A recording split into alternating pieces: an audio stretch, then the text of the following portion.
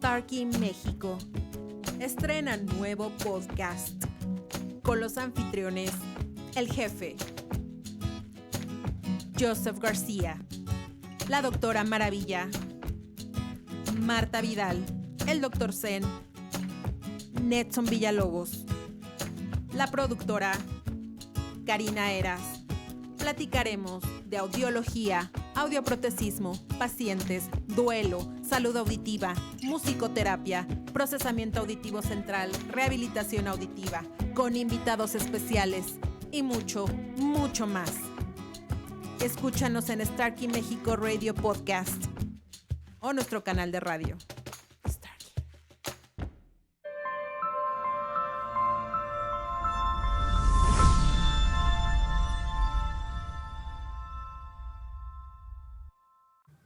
Hola a todos, soy la doctora Marta Vidal.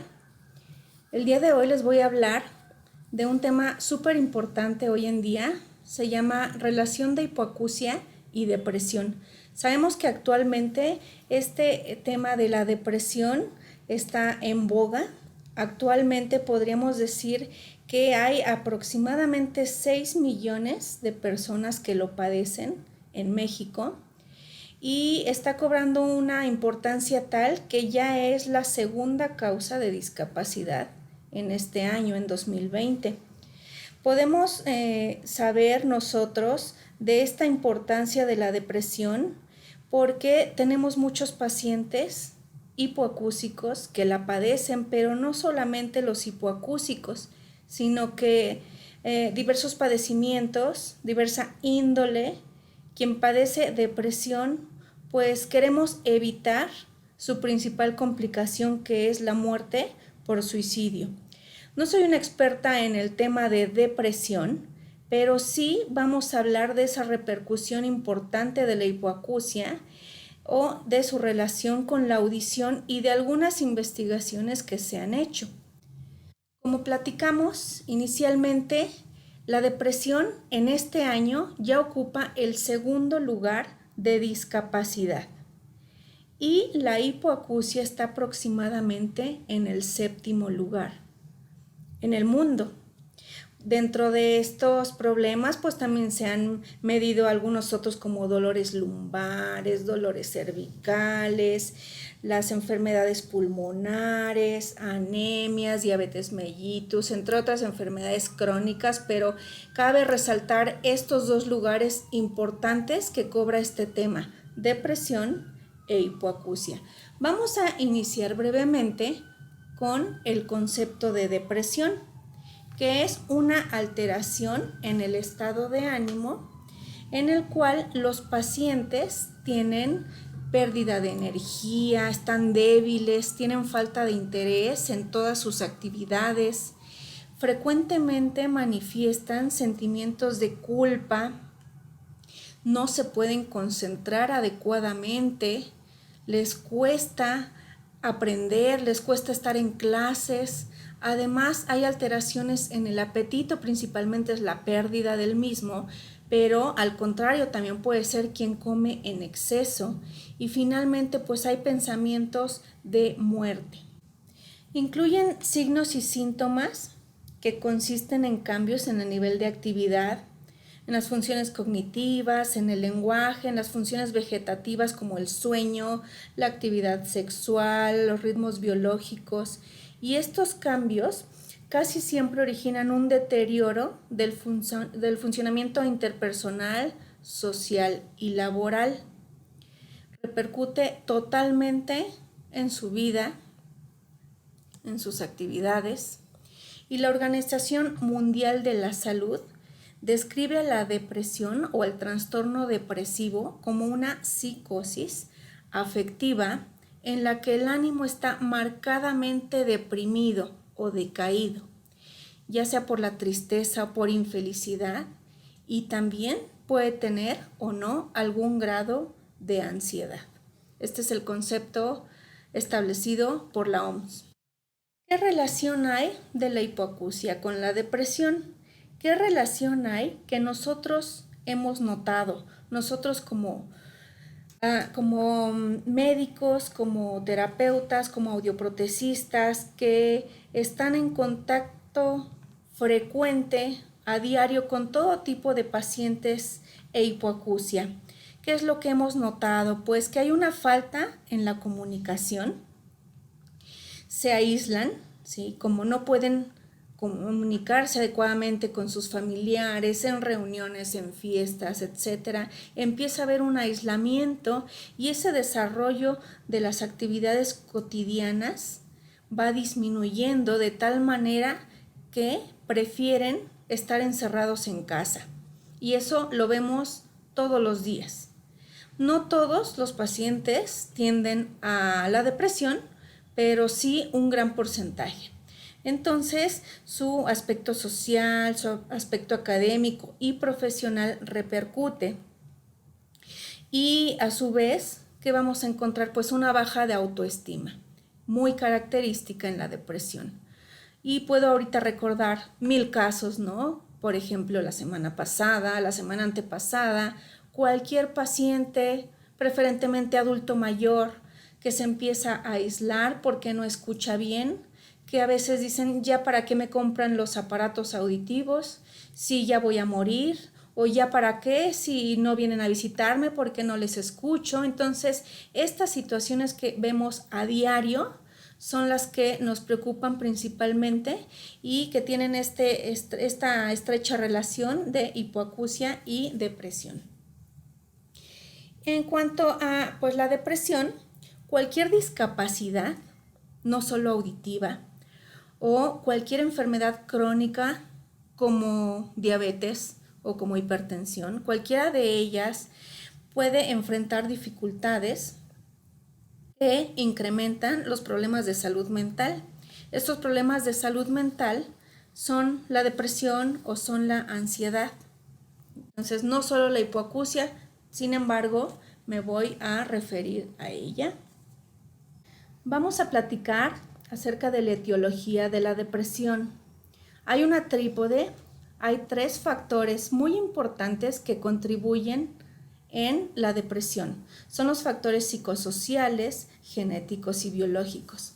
Los factores psicosociales son justamente lo que platicaba anteriormente, aquellos problemas que tienen los pacientes para comunicarse, esa tendencia al aislamiento, a no querer usar aparatos, a sentir que ya para qué porque van a morir. Esos son los factores psicosociales y hay una teoría relacionada a los acontecimientos vitales y el estrés ambiental, ya que se dice que el estrés ambiental que produce posteriormente un episodio de depresión, después de mucho tiempo o a la larga, van a tener cambios importantes en la biología cerebral, en la anatomía, y estos cambios van a hacer que las transmisiones no sean adecuadas, de tal manera que, o como consecuencia, una persona depresiva y con hipoacusia resulta más vulnerable incluso cuando no hay factores que tiendan a causar mayor estrés.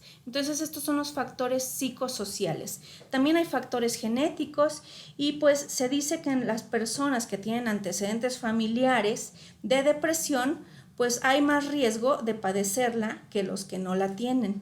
En este caso hay mayores datos relacionados con ansiedad que con depresión, sin embargo, existe el factor genético. Y los factores biológicos son donde me voy a centrar un poquito más, porque a partir de aquí surgen investigaciones. Los factores biológicos nos hablan de que hay una tríada o hay una relación, una hipótesis de que la noradrenalina y la serotonina, que son 2 neurotransmisores súper importantes que están implicados en la fisiopatología de los trastornos del estado de ánimo, cuando hay un desequilibrio en ellos, pues hay una depresión, ¿no? Entonces, la depresión es causada por un déficit funcional en sitios clave donde funcionan en el cerebro. Mientras que, por ejemplo, en la manía hay mucho neurotransmisor de noradrenalina y serotonina. Cuando hay una baja podríamos estar hablando de una depresión. Entonces un desequilibrio en estas monoaminas que estábamos platicando, que es la noradrenalina, la serotonina, la norepinefrina, pueden causar desequilibrios. Niveles anormales nos pueden causar que exista depresión. ¿Para qué funcionan estas monoaminas? La serotonina. Como vemos aquí, una carita feliz. Niveles excesivos o niveles bajos de serotonina pueden contribuir importantemente en la acción del estado de ánimo, también en la conducta, en los movimientos, en la apreciación del dolor, en la actividad sexual, apetito y diversas funciones endocrinas. También la serotonina ayuda a la función cardíaca y al ciclo de vigilia y sueño. Entonces podrán imaginar, cuando hay mucha serotonina, cuando hay poca serotonina, estos efectos se van a ver marcados. La noradrenalina es muy importante también en este padecimiento, sobre todo en el ciclo de la vigilia y sueño, y también actúa en los episodios de estrés. Y la dopamina es una catecolamina que se encarga, o que es un neurotransmisor inhibitorio, y participa también en el mantenimiento del estado de alerta. Nos ayuda a movernos más, a tener una movilidad más precisa. Por ejemplo, en aquellos enfermos de Parkinson hay una alteración en la dopamina. Entonces, estas tres monoaminas, la serotonina, la noradrenalina y la dopamina, intervienen de cierta manera para tener un buen estado de ánimo. Y bueno, ahora vamos a platicar del procesamiento auditivo central. Ya vimos qué factores biológicos contribuyen a la depresión. Pues, ¿qué creen? Estas monoaminas también tienen función en el procesamiento auditivo central. Y esto es obvio porque estas proteínas funcionan en todo el cerebro para mantenernos alerta, para mantener un buen estado emocional, para tener una buena movilidad, entre muchas otras funciones, pero aquí me voy a enfocar al procesamiento auditivo central. Estas monoaminas que habíamos platicado, la noradrenalina, la serotonina, la dopamina, también intervienen para que nuestro procesamiento auditivo sea adecuado. Sabemos que la corteza auditiva es el relevo final de la vía auditiva aferente. Ahí se van a llevar a cabo funciones diversas. Entre estas funciones está la codificación de frecuencias, sintonía, discriminación principalmente, y para eso es súper importante que estos neurotransmisores que vemos aquí, GABA, glicina, noradrenalina, serotonina, que estén en concentraciones adecuadas. Estos últimos conforman la hipótesis de las monoaminas que platicábamos hace un momento. Y además, aquí vemos que dice ACO, acetilcolina. Acetilcolina es otro neurotransmisor que no forma parte directamente de la fisiopatología de la depresión, pero también contribuye al buen procesamiento auditivo central. Todos estos, sobre todo la acetilcolina y la serotonina, están presentes a lo largo de toda la vía auditiva. Y para que estén de una forma adecuada, para que nosotros sepamos que tenemos un buen procesamiento auditivo central, pues también se tiene que descartar alguna que otra de estas patologías. Por lo tanto, a partir de esto surgen diferentes investigaciones. Por ejemplo, vamos a ver aquí el número 1. La serotonina modula la información auditiva en ratas a nivel de los núcleos cocleares. A través de este estudio, en 1992, al inyectar serotonina en ratas, había inhibición o excitación de los núcleos cocleares y diversas respuestas auditivas. También en el 2002, en un estudio de los potenciales de latencia media, se involucró la serotonina en el procesamiento auditivo central y se encontró que había variaciones en las latencias tras quitar el tratamiento para la depresión con el triptofano. Entonces, ¿qué quiere decir este estudio número 2? Que se sigue comprobando la importancia de la serotonina en el procesamiento auditivo, porque cuando quitaban el tratamiento, las latencias se alargaban, o sea, el procesamiento auditivo central se enlentecía. En 1998 se hicieron también pruebas de potenciales de latencia larga, que son P300 y P200, en donde se sugirió que los neurotransmisores serotonina, GABA y las catecolaminas también tenían un rol importante para la generación de los potenciales de latencia larga, y también se comprobó el involucro en la función del procesamiento al alargar o acortar los potenciales y las amplitudes, o sea, el procesamiento auditivo central. Y a partir de esto, pues les quiero comentar en esta breve charla que empecé a hacer un estudio que se llama Comportamiento de las pruebas psicoacústicas del procesamiento auditivo central en pacientes con trastorno depresivo mayor, que más adelante vamos a platicar en un tema ya específico, y les platico lo que encontré. Hicimos pruebas a pacientes que recién estaban diagnosticados con depresión y aún no recibían tratamiento. Ellos estaban diagnosticados ya a cargo del servicio de psiquiatría con depresión mayor, y les hicimos pruebas de procesamiento auditivo central. En estas pruebas se hicieron, por ejemplo, MLD, pruebas de palabra en ruido, de sonidos ambientales, de música, dígitos dicóticos, palabra filtrada, toda la batería de estudios que hacemos en procesamiento auditivo central. Y después estos pacientes recibieron tratamiento.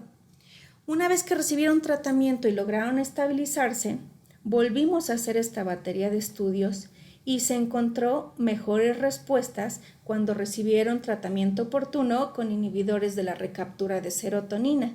Este estudio aún no está publicado, pero con esto y con todo lo que platicamos previamente, comprobamos que la serotonina, sobre todo, tiene una especial importancia en el procesamiento auditivo central, y como está presente en los pacientes depresivos, pues tenemos que dar un tratamiento oportuno. Entonces, ¿qué podemos concluir con esto?